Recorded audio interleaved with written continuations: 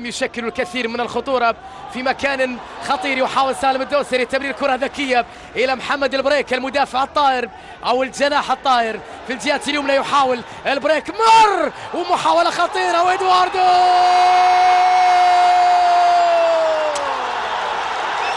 ذهب يا عيني ذهب إدواردو ليلة من ليالي الزعيم حلق في الدوحة يا زعيم. هدف هلالي هفوة قاتلة من الدفاع المدافع الطائر البريك وإدواردو في قلب كل هلالي.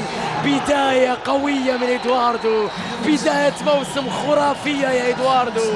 مهارة، مرور من البريك، هفوة من الدفاع، وبعد ذلك ثمة الشك بوجود تسلل على إدواردو، لكن في الأخير تمكن من الوصول إلى شباك الأخوية 3 مرات في مباراتين.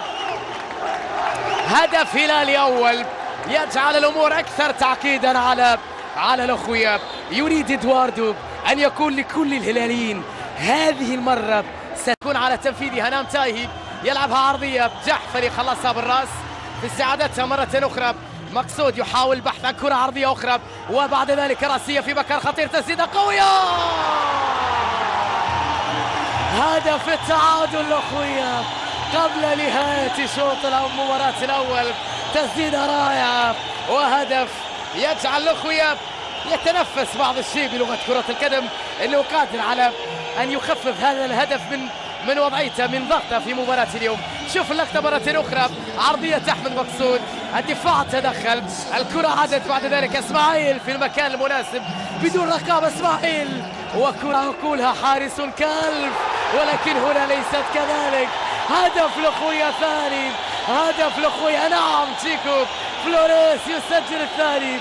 تألق خالد شراحيلي، لكن ليس في كل مرة سيبقى شراحيلي وحده أمام هذا الكم من الهجوم.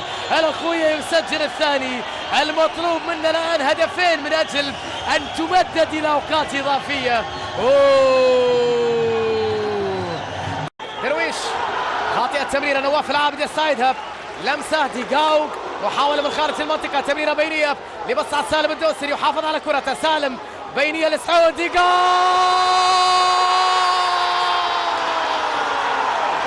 خلصها الله، وزير الدفاع الهلالي أنا اللي أحسمها اليوم. ديغاو لسان حال اليوم، الله يا ديغاو، الثاني خلصها، روعة روعة روعة. ديغاو المدافع، ديغاو المهاجم، ديغاو قائد الدفاع، ديغاو وزير الدفاع، خلص المباراة، حسم الأمور وسجل هدفا حاسما.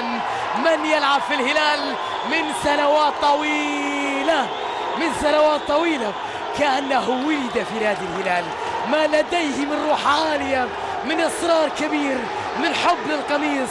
ديغاو الذي يدافع عن ألوان الهلال قال أنا أحسمها اليوم، أنا أخلصها اليوم، هيا بنا إلى نصف النهائي.